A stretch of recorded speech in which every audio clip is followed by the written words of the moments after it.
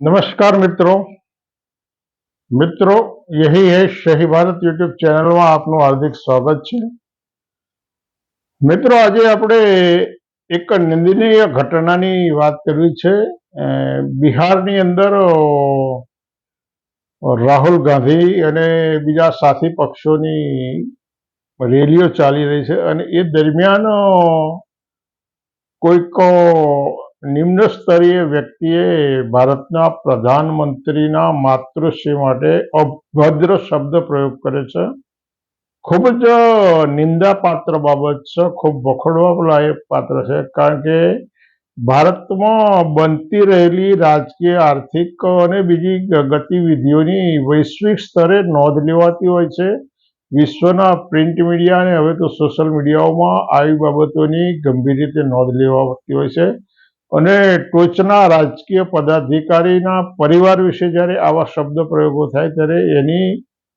વિઘાતક અસરો ઊભી થતી હોય છે, એની વિઘાતક નોંધ લેવાતી હોય છે અને પ્રધાનમંત્રીના કાલકૃત થયેલા અતિવૃદ્ધ માતૃશ્રી માટે આવા શબ્દો જે પ્રયોગ થયો છે એ અતિશય વખોડવા પાત્ર છે। બીજું કે આ એવા પ્રધાનમંત્રી છે કે જેમના માતૃશ્રી માટે આવા અભદ્ર શબ્દ પ્રયોગ થયો છે અને જે અપરાધી હોય એની સામે નિષ્પક્ષ રીતે કડકમાં કડક કાનૂની કાર્યવાહી થઈ જોઈએ, એને યોગ્ય સજા થઈ જોઈએ અને એને એવી યોગ્ય સજા થઈ જોઈએ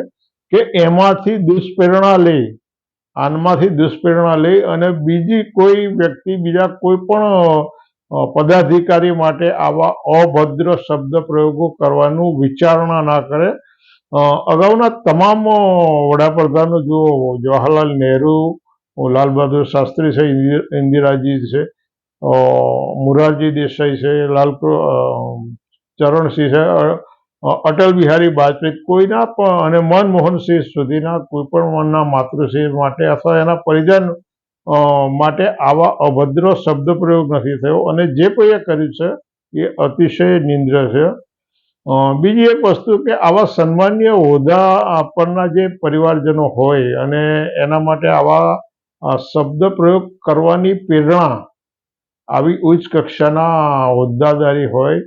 પદાધિકારીઓ અને એના પરિવારજન માટે આવા અશોભનીય, અભદ્ર શબ્દ પ્રયોગ કરવાની પ્રેરણા અમને ક્યાંથી અને કયા શબ્દોમાંથી મળી, કોના વાણી વ્યવહારમાંથી મળી, આપણે વિચારવા જેનો આત્મમંથનનો સવાલ છે। કારણ કે કાનૂન તો કાનૂનનું કામ કરશે, કાનૂનનું કામ કરશે, ન્યાયતંત્ર ન્યાય તોલશે, પોલીસની જે ભૂમિકા છે પ્રાથમિક તબક્કે એ પોલીસનું કામ કરવાની છે, પછી ન્યાયતંત્રનું કામ કરશે।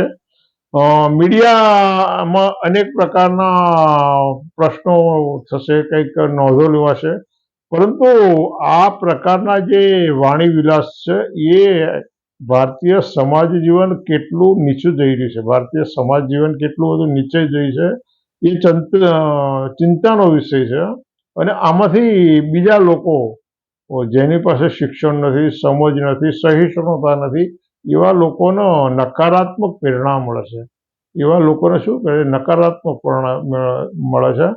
અને ભારતના રાજકારણમાં છેલ્લા કેટલાક સમયથી એવો ટ્રેન્ડ શરૂ થયો છે કે સન્માનીય વ્યક્તિઓ માટે અભદ્ર, અયોગ્ય શબ્દ પ્રયોગો કરવા અને એમાંથી બીજા નેગેટિવ પ્રેરણા લે। હકારાત્મક પ્રેરણાઓ મળવી જરૂરી છે, હકારાત્મક પ્રેરણાઓમાંથી સમાજ જીવનનું નૈતિક રીતે ખૂબ ઊંચું ઘડતર થાય છે, પરંતુ આવી નકારાત્મક પ્રેરણાઓના કારણે એની વિઘાતક અસરો અને આવનારી એ પેઢીઓના ચારિત્ર નિર્માણ માટે આ બાબત ખૂબ ઘાતક છે। એટલે આપણે એવી આશા કરીએ કે પોલીસ અને ન્યાયતંત્ર તટસ્થ રીતે કડકમાં કડક કાનૂની કાર્યવાહી કરે અને એવી કાર્યવાહી કરે કે બીજાને એમાંથી એ પ્રેરણા મળે, એમાંથી એવું દ્રષ્ટાંત મળે કે કોઈના માટે પણ આવા અભદ્ર શબ્દ પ્રયોગ ના કરવો જોઈએ। મિત્રો, તમે શું વિચારો છો? આ બાબત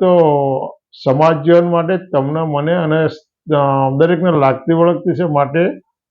ચેનલને વધુમાં વધુ સબસ્ક્રાઇબ કરવા માટે તમારા મિત્રોનો પણ આગ્રહ કરો, તમારા મિત્રોને પણ આ વધુ ફોરવર્ડ કરો